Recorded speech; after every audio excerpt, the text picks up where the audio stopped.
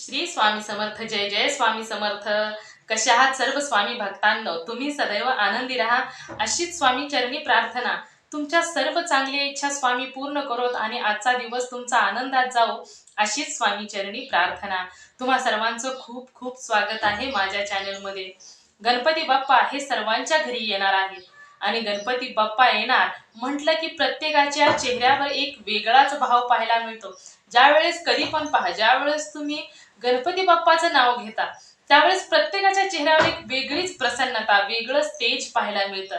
आणि तेच गणपती बाप्पा जर त्यांच्या घरी येणार असतील, म्हणजे प्रत्येकाच्या घरी येणार असतील, त्यावेळेस त्या माणसांची किती, लोकांची किती प्रसन्नता, किती वेगवेगळ्या चेहऱ्यावर त्यांचे भाव पाहायला मिळतात. आणि आता तर गणपती बाप्पा खरोखर घरी येणार आहेत, त्यामुळे प्रत्येकाची घाई चाललेली आहे.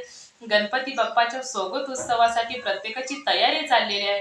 प्रत्येक जण घाई गडबडीमध्ये आहे. आता गणपती येणार आहेत, त्यांची पूर्ण खरेदी चाललेली आहे. त्यांच्यासाठी हार गजरेंचा खरेदी चाललेली आहे, त्यांच्या सजावटीची खरेदी चाललेली आहे. त्याबरोबरच गणपतीसाठी वेगवेगळ्या वस्तू घेण्याची घाई गडबड प्रत्येकाची चाललेली आहे. आणि गणपती बाप्पा म्हणजे साक्षात ईश्वर परमेश्वर आपल्या घरी येणार आहेत.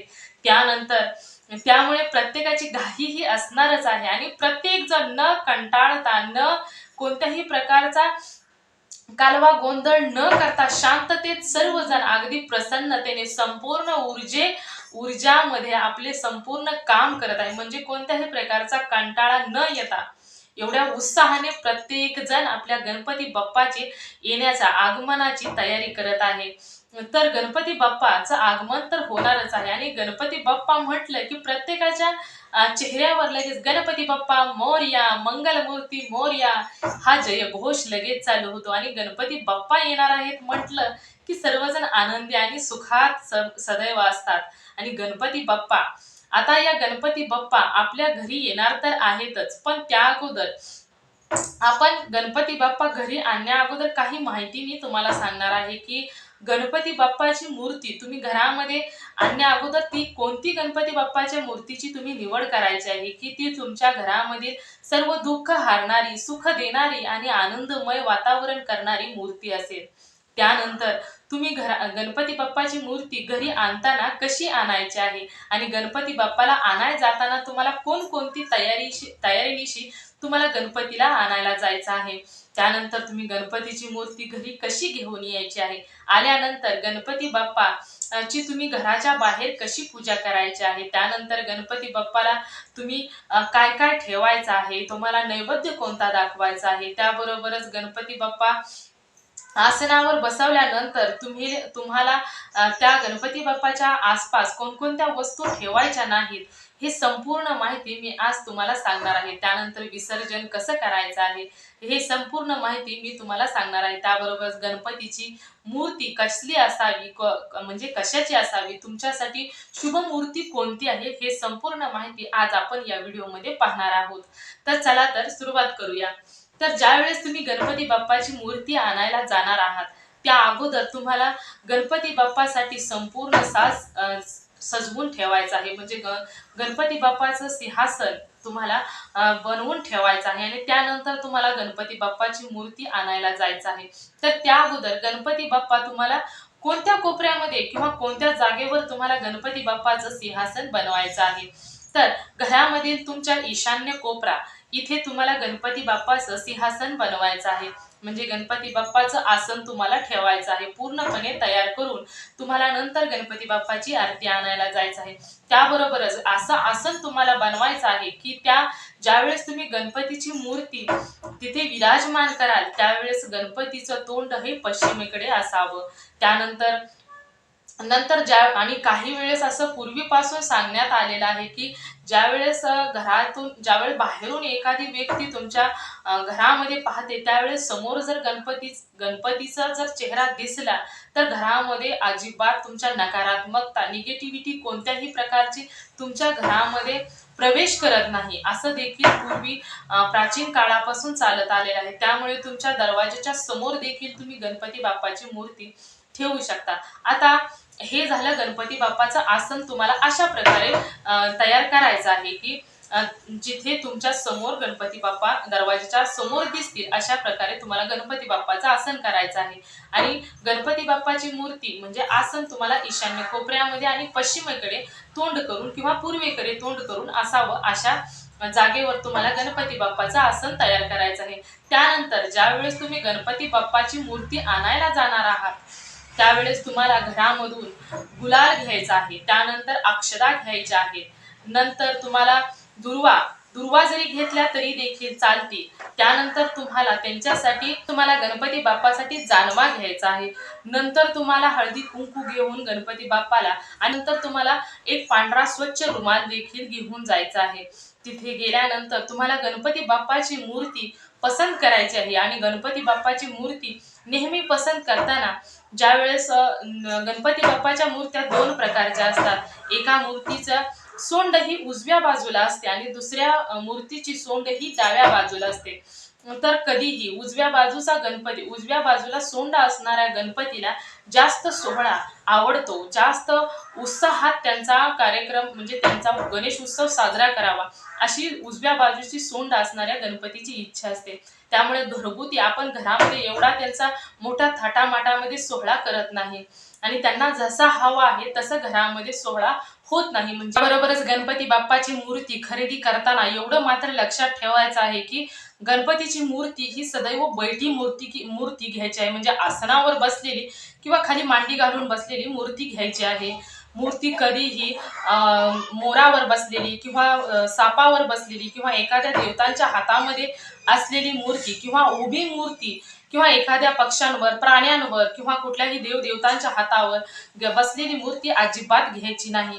त्याबरोबरच भगवान शंकर आणि माता पार्वतीच्या मांडीवर बसलेले गणपती बाप्पा ही देखील मूर्ती घ्यायची नाही.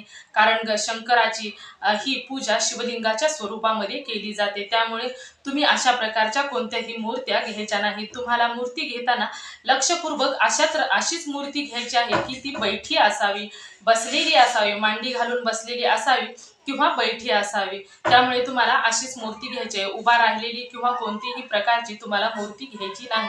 एखाद्या पक्षावर किंवा प्राण्यांवर बसलेली अजिबात मूर्ती तुम्हाला खरेदी करायची नाही. कारण अशा गणपतीची घरामध्ये स्थापना करू शकत नाही. आपण घरामध्ये त्यांना तिथे विराजमान करू शकत नाही. कारण अशा उजव्या सोंडवाले गणपती हे सार्वजनिक गणपतीमध्ये तिथे त्यांची स्थापना केली जाते. त्यानंतर जो डाव्या सोंडवाला गणपती आहे त्यांना त्यांची आपण घरामध्ये स्थापना करू शकतो. त्याबरोबरच डाव्या सोंडवाल्या गणपतीला संपूर्ण जसं घरामध्ये आपल्या वातावरण असतं तसंच त्यांना वातावरण आवडत असतं. त्यामुळे घरामध्ये स्थापना करण्यासाठी तुम्हाला डाव्या सोंडवाला गणपतीच खरेदी करायचा आहे. त्यानंतर गणपतीचा चेहरा हा तेजस्वी रूपवान असावा आणि गणपतीने पिवळ्या रंगाची वस्त्र धारण केलेली असावी. असा गणपती तुम्हाला पसंत करायचा आहे, म्हणजे तो खरेदी करायचा आहे. आणि ज्यावेळेस तुमचा गणपती खरेदी करून होईल त्यानंतर तुम्हाला तिथे तो गणपती उचलून तिथे तुम्हाला खाली थोड्याशा अक्षता ठेवायच्या आहेत आणि त्यावर तो गणपती ठेवायचा आहे. गणपती ठेवल्यानंतर तुम्हाला तिथेच त्यांना जानवा घालायचा आहे. त्यानंतर गणपतीला हळद कुंकू लावायचा आहे, नंतर गुलाल लावायचा आहे, अक्षता थोड्याशा व्हायच्या आहेत. आणि त्यानंतर तुम्ही दुर्वा नेल्या असतील तर दुर्वा देखील तिथे ठेवल्या तरी देखील चालतात किंवा नाही ठेवल्या तरी देखील चालतात. त्यानंतर तुम्ही पांढऱ्या रुमालाने संपूर्ण गणपती झाकून घ्यायचा आहे. आणि तुम्हाला तो गणपती संपूर्ण झाकून घेतल्यानंतर तुम्हाला गणपती घरी घेऊन यायचा आहे. आणि ज्या व्यक्तीने गणपती घेतलेला आहे आणि गणपतीची मूर्ती घेताना नेहमी लक्षात ठेवायचं आहे की गणपतीची मूर्ती ही जास्त मोठी नसावी, म्हणजे एका व्यक्तीला सहज उचलता नेता यावी अशा पद्धतीची मूर्ती असावी. त्यानंतर मूर्ती घेऊन येणाऱ्या व्यक्तीने ज्याने गणपतीची मूर्ती घेतलेली आहे त्याने शक्यतो करून चप्पल वापरू नये. त्यांनी बिना चपलीचीच गणपती आपल्या घरामध्ये आणावा. आणि गणपती धरताना तुम्हाला असा गणपती धरायचा आहे जेणेकरून तुमच्याकडे पाठ आणि समोर तोंड होईल असा गणपती तुम्हाला धरायचा आहे. आणि दुसऱ्या व्यक्तीने गणपती घराकडे आणताना घंटी वाजवत आणि टाळ्यांच्या गजरामध्ये गणपती बाप्पा मोरया, मंगलमूर्ती मोरया अशा नावाचा गजर करत करत गणपती बाप्पा तुमच्या घराकडे आणायचे आहे. गणपती झाकूनच का आणायचा आहे?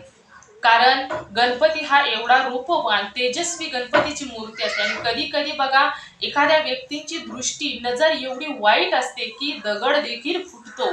त्यामुळे गणपती बाप्पाला आपल्या झाकून आणायचं आहे, कारण एखाद्याची वाईट नजर त्यावर पडू नये. त्यामुळे गणपती बाप्पाची मूर्ती ही नेहमी झाकून आणायची आहे. एवढंच यामागे कारण आहे. त्यानंतर गणपती बाप्पा ज्यावेळेस तुमच्या घराच्या समोर येतील त्यावेळेस तुम्ही दरवाजाच्या बाहेर गणपती बाप्पांना, म्हणजे ज्या व्यक्तीच्या हातामध्ये गणपती आहे, गणपती बाप्पा आहेत, त्यांना दरवाजाच्या बाहेरच उभं करायचं आहे. त्या गणपती बाप्पाची आरती करायची आहे. त्यासाठी तुम्ही एक ताम्हण घ्यायचं आहे. ताम्हणामध्ये वात म्हणजे समई घ्यायची आहे किंवा पंचारती निरंजन घेतलं तरी देखील चालेल. निरंजनामध्ये तुम्ही तेल वासेल तूप वगैरे वापरलं तरी देखील चालते. नंतर तुम्हाला हळदी कुंकू अक्षदा घेऊन तिथे जायचं आहे. पाण्याचा तांब्या देखील घेऊन तिथे जायचं आहे. गेल्यानंतर गणपती बाप्पाची पूजा करायची आहे. गणपती बाप्पाला तुम्ही हळदी कुंकू लावून नंतर अक्षदा वाहून नंतर थोडंसं पाणी असं ओवाळून ते बाहेर टाकून द्यायचं आहे. आणि नंतर ज्या व्यक्तीच्या हातामध्ये गणपती आहे त्यांच्या देखील पायावरती पाणी ओतायचं आहे. आणि नंतर ती गणपती बाप्पा तुमच्या घरामध्ये आणायचे आहे. घरामध्ये आणल्यानंतर त्यांच्या आसनावर विराजमान करण्या अगोदर तुम्हाला गणपती बाप्पा खाली पाटावरती ठेवायचे आहेत आणि त्यांची प्राणप्रतिष्ठा करायची आहे. कारण जोपर्यंत गणपती बाप्पाची प्राणप्रतिष्ठा तुम्ही करत नाही तोपर्यंत गणपती बाप्पामध्ये प्राण येत नाहीत. आणि ज्या वेळेस जोपर्यंत तुम्ही प्राणप्रतिष्ठा करत नाही तोपर्यंत तो मातीच असते. त्यामुळे तुम्हाला ज्यावेळेस तुम्ही प्राणप्रतिष्ठा करणार आहात त्यानंतरच त्या गणपती बाप्पाच्या मूर्तीमध्ये साक्षात भगवान श्री गणेश गणपती बाप्पा त्यामध्ये विराजमान होतात. आणि ज्यावेळेस तुमची प्राणप्रतिष्ठा करून झाल्यानंतर तुम्हाला गणपती बाप्पा त्यांच्या आसनावर ठेवायचे आहेत. आणि त्या अगोदर जर तुमच्याकडून चुकून गणपती बाप्पाची मूर्ती खंडित झाली तरी घाबरायचं नाही. कारण ज्या वेळेस तुम्ही प्राणप्रतिष्ठा करण्या अगोदर जर तुमच्या घरामधील किंवा तुम्ही आणलेली मूर्ती खराब झाली आणि त्यामध्ये जर काही थोडी जरी म्हणजे खरचटलं वगैरे काहीही खराब झाली तरी लगेच घाबरायचे नाही. कारण जोपर्यंत गणपतीमध्ये तुम्ही प्राणप्रतिष्ठा करत नाही तोपर्यंत ती मातीच असते. त्यामुळे तुम्ही कोणत्याही प्रकारे घाबरायचं नाही. मनामध्ये कोणत्याही प्रकारच्या शंका येऊ द्यायच्या नाहीत. जर ती तुमच्या घरामधील मूर्ती खराब झाली, म्हणजे तुम्ही आणलेली मूर्ती जर खराब असेल किंवा फुटलेली असेल तर तुम्ही दुसरी मूर्ती, ती मूर्ती जी आहे त्या मूर्ती तुम्ही पूजा करून तिला नैवेद्य दाखवायचा आहे. नैवेद्य काय दाखवायचा आहे तर त्यांना भात आणि साखरेचा नैवेद्य दाखवायचा आहे. आणि त्यानंतर ती मूर्ती पाण्यामध्ये सोडून दिली तरी देखील चालते किंवा एखाद्या मातीमध्ये खड्डा खांदून तेथे पुरली तरी देखील चालते. त्यानंतर तुम्ही दुसरी मूर्ती आणायची आहे आणि नंतर ती मूर्तीची पूजा करून त्यामध्ये प्राणप्रतिष्ठा करून नंतर ती मूर्ती आसनावर ठेवायची आहे आणि त्या मूर्तीची पूजा करायची आहे. आणि एवढं लक्षात ठेवायचं आहे की गणपतीची मूर्ती आणताना तुम्ही शाडूच्या मातीचीच गणपतीची मूर्ती आणायची आहे. कारण ज्यावेळेस तुम्ही शाडूच्या मातीची गणपतीची मूर्ती आणता त्यावेळेस निसर्गाच्या नियमांचं देखील उल्लंघन होत नाही किंवा कोणत्याही जीवाला धोका राहत नाही. कारण आता नवीन नवीन प्रकारच्या केमिकलने गणपती बाप्पाच्या मूर्त्या बनवल्या जातात आणि ज्यावेळेस तुम्ही पाण्यामध्ये सोडता त्यावेळेस पाण्यामध्ये राहणाऱ्या जीवांना त्याचा धोका असतो. त्यामुळे आपण आपल्या घरामध्ये देव आणतो, त्यामुळे आपण केलेल्या एखाद्या कर्मामुळे दुसऱ्या कोणालाही त्रास होऊ नये. त्यामुळे आपण जास्त विचार करायचा आहे की ज्यावेळेस तुम्ही गणपती बाप्पाची मूर्ती आणणार आहात त्यावेळेस शाडूच्या मातीचीच गणपतीची मूर्ती आणायची आहे. गणपतीची मूर्ती त्यांच्या आसनावर विराजमान केल्यानंतर तुम्ही एवढं लक्षात ठेवायचं आहे की तुमच्या गणपतीच्या मूर्तीच्या आसपास, म्हणजे गणपतीच्या सिंहासनाच्या आसपास कोणतीही चमड्याची वस्तू ठेवता कामा नये किंवा तिथे आसपास नसायलाच हवी.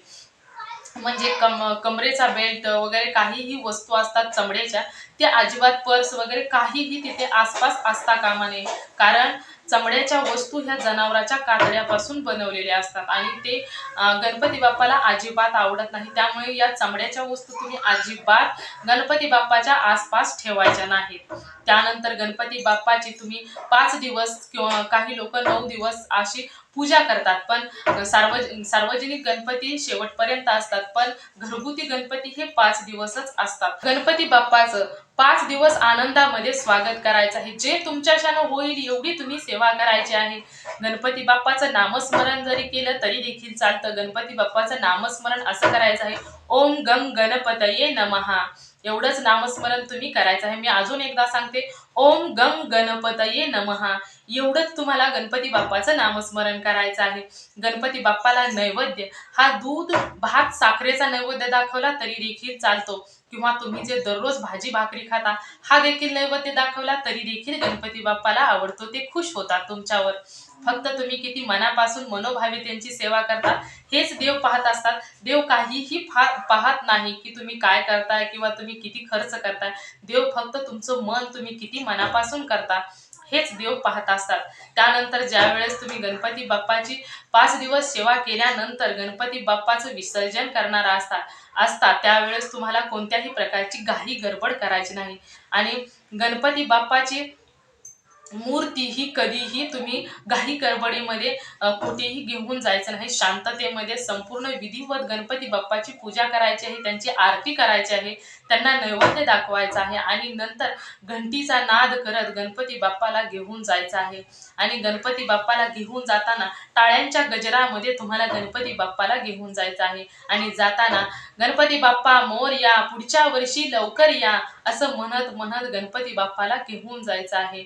आणि गणपती बाप्पाला विसर्जन करण्यासाठी घेऊन गेल्यानंतर देखील अजिबात घाई गडबड करायची नाही, किंवा एखाद्याला धक्का वगैरे लागेल अशी काळजी घ्यायची आहे. कोणालाही धक्का लागता कामा नाही. शांततेत गणपती बाप्पाचं विसर्जन करायचं आहे. आता प्रत्येकाला वाटतं की आपल्या घरामध्ये गणपती बाप्पा, लहान मुलांना तर गणपती बाप्पा गेल्यानंतर एवढं रडू येतं, आणि खरोखर मी सुद्धा कितीतरी वेळा गणपती बाप्पा गेल्यानंतर रडलेली आहे. कारण मला देखील गणपती बाप्पा हवेसे वाटतात. प्रत्येकाला वाटतं.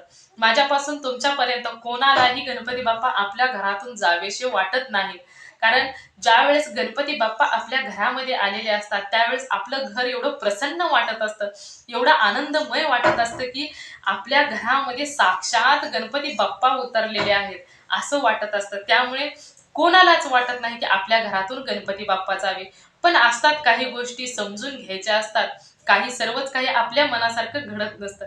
त्यामुळे जसे देव आपल्या घरामध्ये येतात तसेच निघूनही जात असतात, आणि ते पुढच्या वर्षी येणारच आहे. त्यामुळे आपण संपूर्ण वर्षभर पुरतील एवढ्या आठवणी गणपती बाप्पाच्या बरोबर आपल्याला जमा करायच्या आहेत. आणि गणपती बाप्पाची जेवढी होईल एवढी त्याचं नामस्मरण म्हणजे त्यांचा मंत्र म्हणायचा. मी तुम्हाला सांगितलं की ओम गंग गणपतीये नमः, एवढाच त्यांच्या मंत्राचा जप करायचा आहे. आणि खूप जेवढा जेवढा आवडेल ते तुम्ही गणपती बाप्पांना द्यायचं आहे. जेवढं तुम्हाला आवडेल. म्हणजे गणपती बाप्पांना लाडू आवडतात, मोदक आवडतात, त्याबरोबरच तुम्हाला सांगायचं राहून गेलं, ज्यावेळेस तुम्ही गणपती बाप्पाची स्थापना करता, त्यांच्या आसनावर त्यांना ठेवता, त्यावेळेस तुम्ही लक्षपूर्वक खोबरं आणि त्यावर थोडासा गूळ ठेवून गणपती बाप्पाच्या हातावर तुम्हाला ठेवायचा आहे. कारण गूळ खोबरं देखील गणपती बाप्पांना खूप आवडतं. राहून गेलं होतं, मी आता सांगितलेलं आहे. आणि ते तुम्ही गणपती बाप्पाची मूर्ती विराजमान केल्यानंतर तुम्हाला ते तेथे हातामध्ये ठेवायचं आहे. त्याबरोबरच गणपती बाप्पांना जास्वंदीचं फूल खूप आवडतं. त्यामुळे जर तुम्हाला शक्य असेल तर दररोज गणपती बाप्पांना जास्वंदाचं फूल तुम्ही द्यायचं आहे, म्हणजे अर्पण करायचं आहे. त्याबरोबर गणपती बाप्पांना दुर्वा देखील खूप आवडतात. त्या दुर्वा देखील गणपती बाप्पांना रोज सकाळ संध्याकाळ 21 काड्यांची पेंडी तुम्हाला ठेवायची आहे. तुम्हाला माहिती असेल की दुर्वा कशा बनवतात, तर दुर्वा 3 पानाच्या तीन पानाचा एक अशी दुर्वा असते. अशा पद्धतीने तुम्हाला 21 दुर्वा करायच्या आहेत आणि गणपती बाप्पाला ते अर्पण करायचं आहे. आणि अर्पण करताना गणपती बाप्पाकडे त्याचा बुडका करायचा आहे आणि तुमच्याकडे शेंडा करायचा आहे. म्हणजे अशा पद्धतीने गणपती बाप्पाला तुम्ही दुर्वा अर्पण करायच्या आहेत. तर एवढीच माहिती होती. माझी झालेली संपूर्ण माहिती मी स्वामींच्या चरणी अर्पण करते आणि इथेच थांबते. श्री स्वामी समर्थ. जय जय स्वामी समर्थ.